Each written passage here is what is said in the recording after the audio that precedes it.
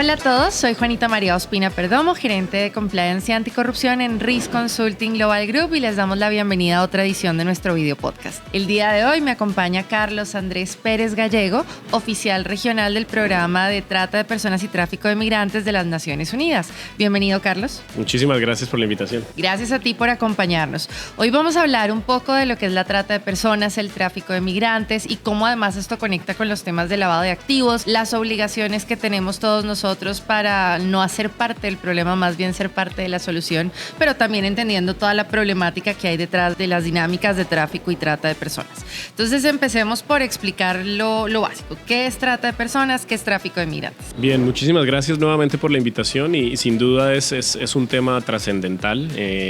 La trata de personas y el tráfico ilícito de migrantes se han convertido en dos expresiones del crimen organizado con presencia y ocurrencia en América Latina y el Caribe, en los cuales básicamente en uno de ellos, que es la trata de personas, estamos hablando de toda situación donde una persona, hombre, mujer, niño, niña, es captado, es trasladado desde un punto A un punto B, ya sea dentro de la misma ciudad o dentro del mismo país, y es explotado en distintas modalidades: explotación sexual, que es la que más se evidencia, explotación en trabajos o servicios forzados, explotación en la servidumbre, explotación en la mendicidad, y hay una organización, un individuo o un grupo de individuos que mediante esa explotación están obteniendo un provecho económico, y con ese provecho económico pues están, digamos, de alguna manera incorporando ese producto del delito al sector financiero. Eso es la trata de personas, traslado de seres humanos con fines de explotación. Ocurre en América Latina, ocurre en muchas regiones del mundo, y desde la Oficina de las Naciones Unidas contra la Droga y el Delito estamos haciendo un trabajo para luchar contra esta digamos, manifestación del crimen organizado y acompañar a las autoridades. Y el segundo elemento o el segundo caso, que es el tráfico ilícito de migrantes, estamos hablando también de una manifestación del crimen organizado en donde las personas digamos, se les ofrece ingresar a un país para el cual ellos no cumplen los requisitos legales que ese país le exige. Entonces, como todos sabemos, para viajar se requiere una visa o un pasaporte, pero hay un tercero o una organización que está facilitando que un migrante o un grupo amplio de migrantes cruce una frontera internacional sin reunir los requisitos y está recibiendo un provecho, otra vez, económico por ese tráfico de seres humanos. Entonces, estamos hablando de dos conductas delictivas, de dos conductas que están presentes y ocurren en América Latina y que ante los contextos de migración que estamos viviendo en la región, pues han empezado, digamos, a evidenciarse muchos casos. La diferencia, que también es importante para que la gente lo entienda: en la trata de personas, lo que busca la organización o la persona que está detrás del delito es la explotación, y de allí obtiene un provecho económico. En el tráfico ilícito de migrantes, solo el cruce de la frontera internacional. Realmente en el tráfico, los traficantes no les interesa qué pasa con el migrante. Digamos, su mayor punto de ingreso de los recursos que reciben es el pago que hace el migrante.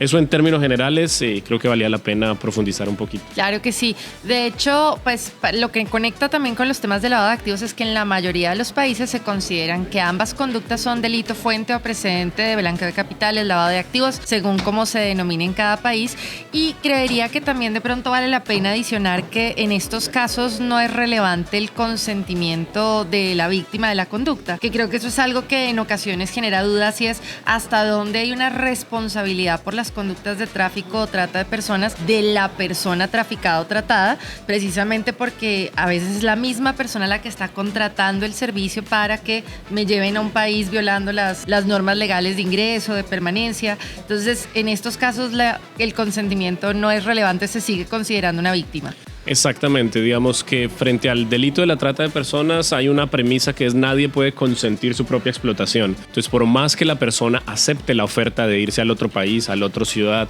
firme, digamos, muchas veces un contrato, ese consentimiento se entiende que está viciado porque hay detrás, digamos, una intención de explotación, y eso es importante reiterarlo. Estamos hablando de una manifestación del crimen organizado distinto al tráfico de armas, al tráfico de estupefacientes, donde se habla de objetos, pero aquí estamos hablando de seres humanos. Entonces, la legislación, digamos, siguiendo los lineamientos del protocolo, habla de eso, de la necesidad de, digamos, establecer que a pesar del consentimiento de la víctima, la responsabilidad penal existe y hay que avanzar en ello. Y en el tráfico de migrantes siempre es importante poner, digamos, la carga de la investigación sobre los traficantes, porque muchas veces cuando uno ve un noticiero, cuando uno abre una revista o un periódico, encuentra siempre que el foco está sobre el migrante, porque claro, es él el que toma la decisión muchas veces de salir de su país por contextos políticos, políticos, por situaciones económicas, pero el migrante realmente no es responsable de la conducta delictiva. Incluso los migrantes, cuando llegan al país de destino, muchas veces son repatriados y la repatriación es un proceso administrativo. El migrante no queda con un antecedente penal, y ahí hay que hacer un cambio grande de conciencia, de aproximación, porque lo que se debe identificar, investigar y sancionar es al traficante, y obviamente perseguir los dineros que estas dos conductas mueven, que es un poco el vínculo con el escenario en el que estamos hoy. Lo que mencionabas hace un momento además es parte de nuestra realidad, y lastimosamente cuando se dan este tipo de conductas, efectivamente el foco está sobre el migrante, y esto genera de alguna manera que ya han sido víctimas de una conducta donde están siendo cosificados, por eso son objeto de algún tipo de transacción de cualquier naturaleza, pero además vuelven a ser revictimizados cuando afrontan a las autoridades en otro país, que en ocasiones ni siquiera se prestan los mínimos de atención, porque en muchas ocasiones también estas condiciones de migración son totalmente violatorias de cualquier tipo de condiciones básicas de derechos humanos, de la dignidad humana, y en ocasiones las personas inmediatamente o son trasladadas a un establecimiento carcelario o son devueltas a su país de origen. ¿Cuáles son ahí las recomendaciones en términos de lo que debe ser el recibo, el análisis de ese tipo de casos para que esto no ocurra? A nivel internacional, los estados han asumido un compromiso en distintos instrumentos internacionales. Yo quisiera mencionar la Convención de las Naciones Unidas contra la Delincuencia Organizada Transnacional. Es un instrumento aprobado por la Asamblea General en el año 2000, en la cual muchos estados se han hecho parte, y tiene dos protocolos específicos, uno de trata de personas y de tráfico de migrantes, en donde están establecidas las obligaciones internacionales de los estados para hacerlos realidad. Y uno de los elementos de estos dos instrumentos internacionales es precisamente la protección de los derechos humanos de las personas víctimas de la trata y de los migrantes que han sido objeto del tráfico ilícito. Entonces, digamos que en el desarrollo, en la implementación de estos dos instrumentos, pues los estados deben siempre colocar al migrante y a la víctima en los casos de trata en el centro de la investigación y en el centro de la respuesta. Más allá de que la migración sea un reto para la seguridad nacional, o que la migración sea un reto, digamos, para la respuesta que pueden dar las autoridades desde el punto de vista de la salud, de la seguridad social, tener al migrante, a la persona migrante en el centro del diseño de las políticas es fundamental. También los estados han acogido a nivel internacional un pacto global para la migración segura, ordenada y regular, y digamos allí se establece en los objetivos de ese pacto, el objetivo 9, el objetivo 10, la necesidad de que los estados diseñen políticas y programas enfocados en responder a los migrantes. Hay muchas recomendaciones, no quisiera listarlas, pero sí tener de frente, digamos, que es fundamental tener al migrante en el centro de esas decisiones y políticas.